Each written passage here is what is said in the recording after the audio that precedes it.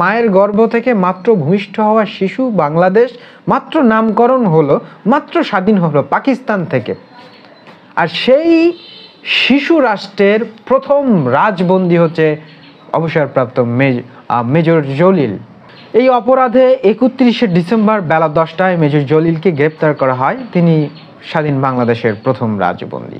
লুটপাট যা করে সব নিয়ে যাবে, তাদের বাধা দেওয়া মানে বিরাট একটা অন্যায়ের ব্যাপার, অপরাধ। সেই এমন একটা অপরাধ, যেই অপরাধে কর্নেল তাহের সহ মেজর জলিলকে ফাঁসির রায় দেওয়া হয়। তবে মুক্তিযুদ্ধে বিশেষ অবদানের জন্য মেজর জলিলের ফাঁসি মওকুফ করে যাবজ্জীবন কারাদণ্ড দেওয়া হয়।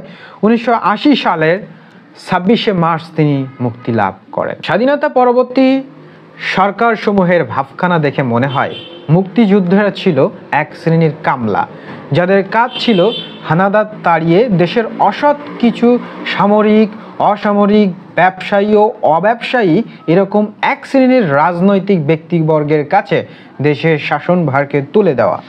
সবসময় এই অসৎ নেতারা থাকবে হচ্ছে প্রভু হয়ে, আর মুক্তিযোদ্ধারা থাকবে তাদের অনুগত কামলা হয়ে। কে লিখতেছে? মেজর জলিল, একজন মুক্তিযোদ্ধাদের কমান্ডার।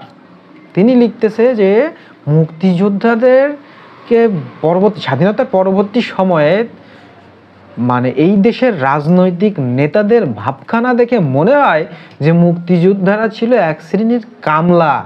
স্বাধীনতার ঘোষণার দল আওয়ামী লীগ বা স্বাধীনতার ঘোষক বলে কথিত জিয়া সরকারের আমলে সর্বাধিক ক্ষতিগ্রস্ত হয়েছে মুক্তিযোদ্ধারা। এখনো পর্যন্ত এই 2025 সাল পর্যন্ত এখনো মানুষের মগজে মানুষ মনে করে স্বাধীনতার দল স্বাধীনতা মানেই হচ্ছে আওয়ামী লীগ। কখনোই নয়, স্বাধীনতা আপামর জনগোষ্ঠীর। কিন্তু তিনি বলতেছে স্বাধীনতার ঘোষণার দল আওয়ামী লীগ বা স্বাধীনতার ঘোষক জিয়াউর রহমান, যিনি এই দুই দলের আমলে, মানে সোজা কথায় বলেন আওয়ামী লীগ আর বিএনপি, এই যে দুই দলের আমলেই মুক্তিযুদ্ধের সব থেকে বেশি ক্ষতিগ্রস্ত হয়েছে।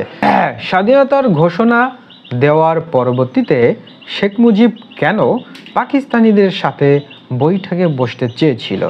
যার যা কিছু আছে তাই নিয়ে প্রস্তুত থেকে শত্রুর মোকাবেলা করার মতন ঘোষণা দিয়ে কোন যুক্তিতে তিনি পাকিস্তানিদের জেনারেল ইয়াহিয়া খানের সাথে বৈঠকে সমঝোতার চেষ্টা করেন? তাহলে কি শেখ মুজিব স্বাধীনতা চাননি? তিনি কি চেয়েছিলেন পাকিস্তানি নেতাদের সাথে বৈঠক করে ক্ষমতার মসনদে বসতে? এখানেই খুঁজতে হবে মুজিবুরের নেতৃত্বের